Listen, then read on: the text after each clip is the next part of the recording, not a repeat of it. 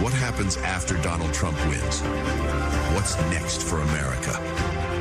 Okay, if you zoom in, you can see they slipped in the words, a unified Reich. A fourth Reich, if you will. The good news is Trump wants to bring the country together. The bad news is that country is Germany in 1933. When they saw the ad, even Confederate statues were like, you should take that down. I mean, you really, that's got to come down. That's got to come down. Unified yike. That's not a dog whistle. That's a whistle made of dog. Evidently, MAGA now stands for Make America Germany around 1938. Yeah, that's kind of what it is. That was Late Night's take on a video former President Donald Trump shared on his Truth Social account that referred to a unified Reich as being among possible developments if he were to win re-election in November. Although the Trump campaign later tried to distance itself by saying it was not an official campaign video and also blaming a staffer for reposting it, it remained up on Trump's social media account for 19 hours before being taken down. It's worth noting that Trump has previously said that the only people permitted to post on his accounts are himself and senior advisor Dan Scavino, who worked at his golf club in Briarcliff. Who I guess is a staffer. Yeah. Both President Biden and Vice President Kamala Harris reacted to the video. What's next for America? Is this on his official account? Wow. A unified Reich? That's Hitler's language. That's not America's. He cares about holding on to power. I care about you. In this moment, extremists are trying to divide our nation.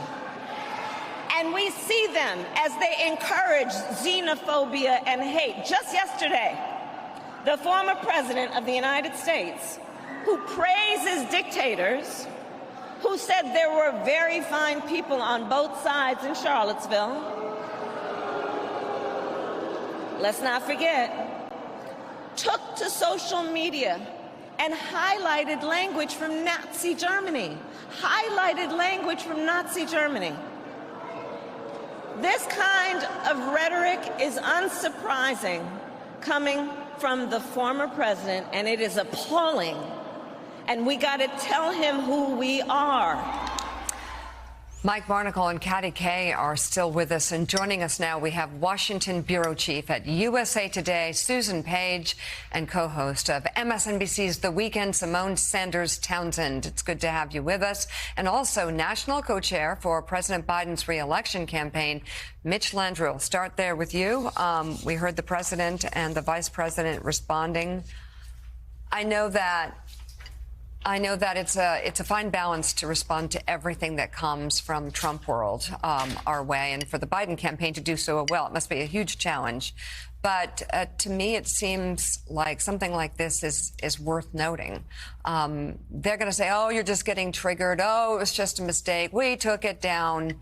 And yet we now have a track record of this former president and how a lot of what he says happens. Well, some very wise person once said that when somebody tells you who they are, you should believe them.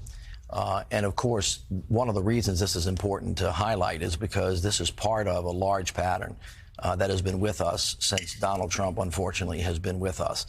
This election is going to be about a choice. It's going to be about a guy who gets up every day fighting for the American people, who believes that we're better together, that believes diversity is a strength, wants to build an economy from the bottom up and the middle out, and is actually doing that and getting the work done, or somebody who believes that America ought to be left to just a few people and everybody else ought to stand on the side, and that his rich friends should benefit. This statement that the ex-president made, as I said, is part of a pattern.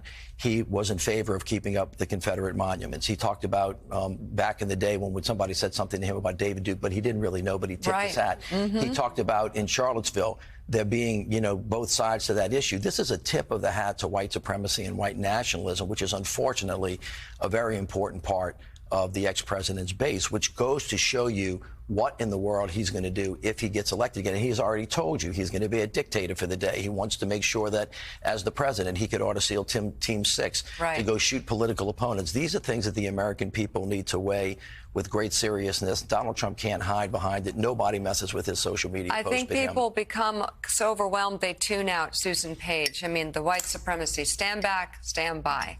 January 6th hostages. You know, the list goes on. Celebrating violence, celebrating what happened, laughing at what happened to Paul Pelosi. The list is so long. You could spend the entire day going through the list of things that could be frightening about a second Trump term. And then there's this whole set of Americans out there who are not just exhausted by it, but they don't kind of remember Trump's presidency the way it happened. You know, in a way, the impact of these comments gets less the more often they are said. But you know, Mitch, you've worked in campaigns, and as you know, sometimes things happen in campaigns that you don't intend to happen. Mistakes happen. Always. People screw up. Do you think it's possible that this is an example of that, or do you think there was a deliberate decision to use the words, to spotlight the words unified Reich, which has such resonance with Nazi Germany? Well, I don't know if it was unintentional or intentional. It just continues to happen everywhere Donald Trump goes. He's like Linus with the blanket. Everywhere this guy goes, he creates chaos. He attracts the worst of the worst. Very, very possible. And they continue to have this constant thread that actually sends the clear message that he once has said, that I am going to be for certain kinds of people and not others. When he says something like people are vermin or the blood is poison, that's all Third Reich stuff. That's a chosen word. Who says Reich? Right. Simone. Nobody. I don't. Reich is not in my vocabulary. It's not on your bingo card. It's not in your vocabulary.